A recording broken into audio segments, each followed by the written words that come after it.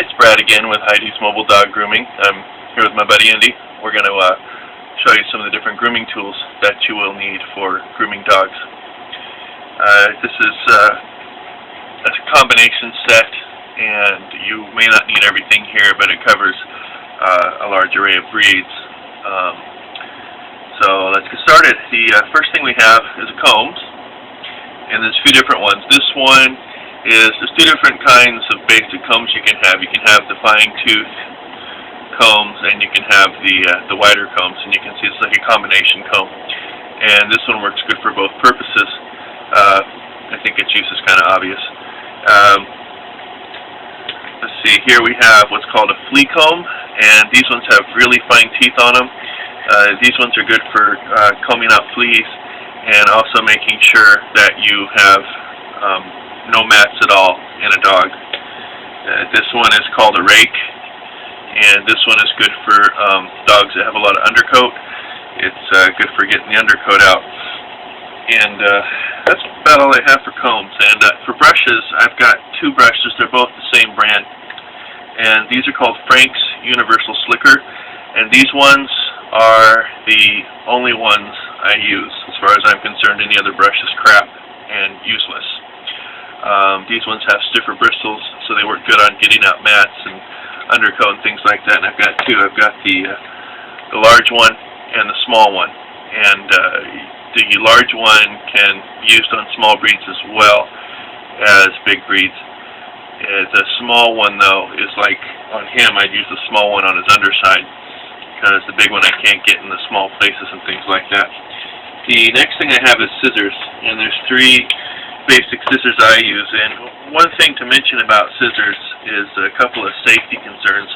One is they have some real expensive scissors you can buy that are really sharp, and I advise against them unless you're doing a lot of scissor work on a poodle or something like that, because they're really sharp as razor blades, and you can actually cut yourself or the dog pretty easy.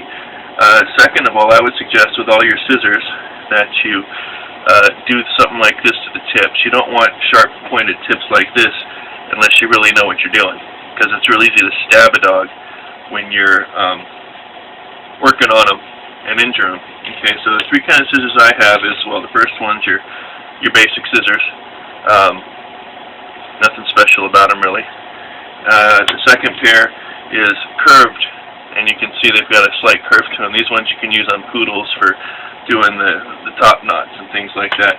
And the third one, if you're starting out and you plan on doing scissor work, get these. Without a doubt, these are thinning shears. These are great for hiding your mistakes. They're good for thinning out the coat.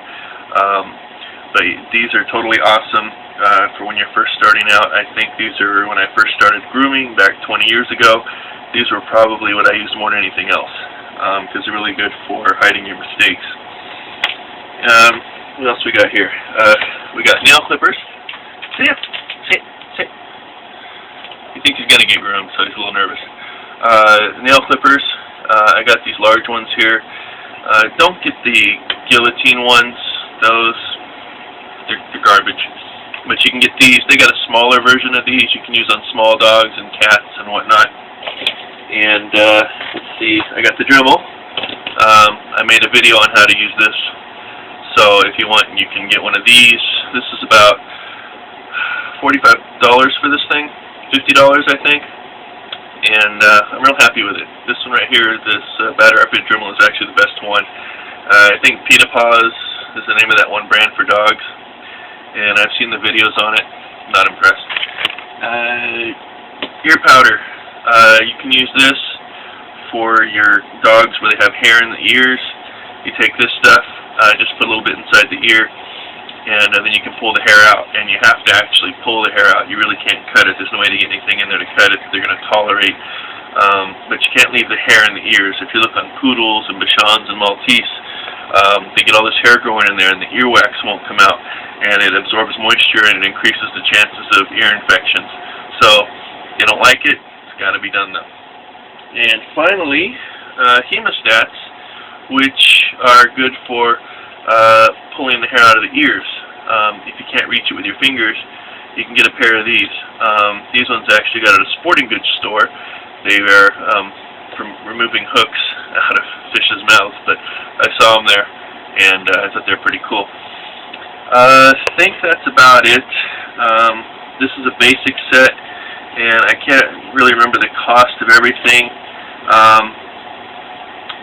Most of it, like everything here is in the $10 range, with the scissors and the nail cutters and the combs and brush and everything.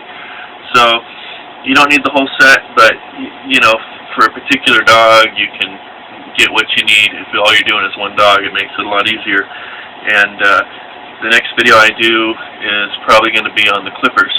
So that's it. Thank you for watching, and don't forget to check out my website, Heidi'sMobilePetGrooming.com. Thank you.